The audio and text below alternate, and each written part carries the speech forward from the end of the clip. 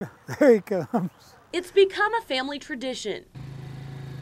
Every day after school, Andrew Tutt makes his way across the road. Hey, Andrew. His daily visit to Grandpa's house, but don't call him that to his face. Makes me feel old.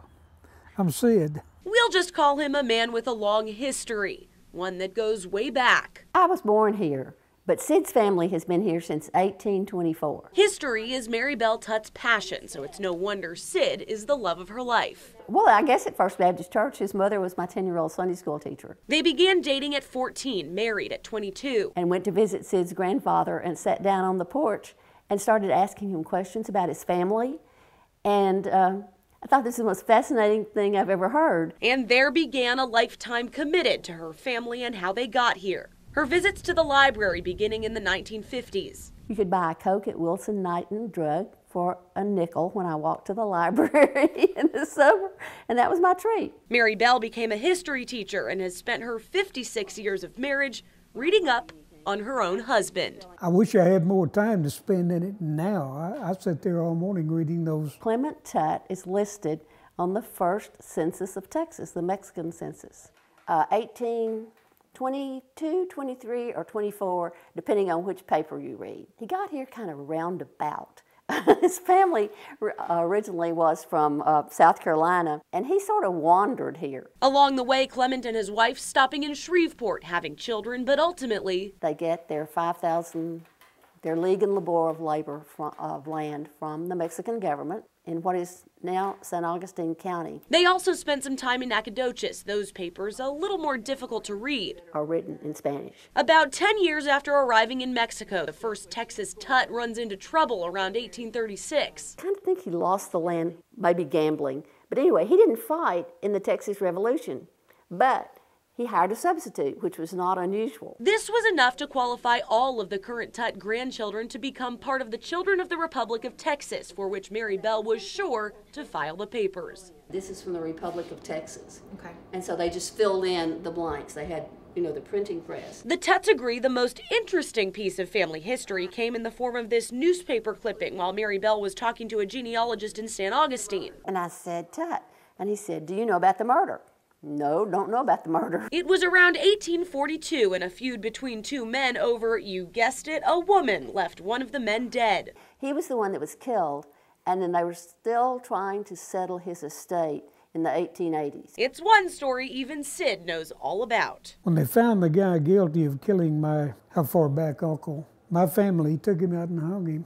They didn't wait for a trial or anything. They just took him out in the river and hanged him. This is a copy of where Thomas Neely Tutt enrolled in the Confederacy. Thomas Tutt is Clement Tutt's son-in-law. It gives a description of him. He had blonde hair, and it tells about it. He had dark skin, and he was 5'10". Were you blonde?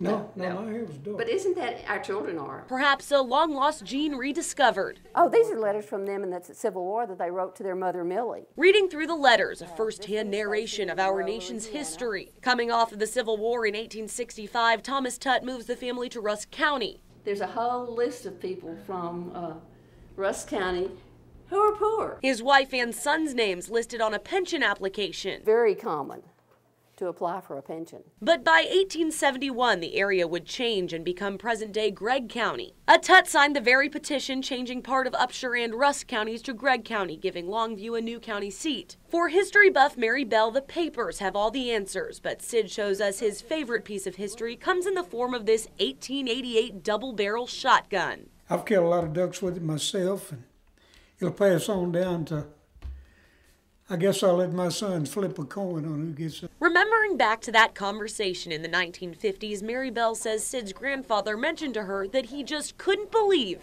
his own parents were cousins. And I eventually proved that they were cousins. But that wasn't unusual in that time because people married and dated who they lived near, because you couldn't just wander off today. In 1941, Pearl Harbor launches the U.S. into World War II.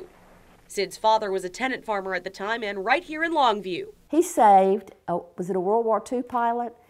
His plane crashed across the road in the cornfield, and Papa ran over and pulled him out of the plane. This brings us to Sid Tutt, a Marine who served between wars.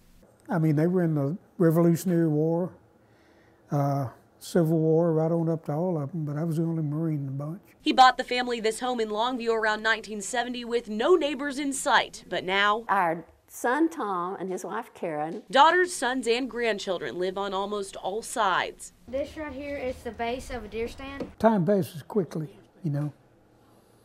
200 years from now, our kids will be talking about the same thing, and they'll get here quick.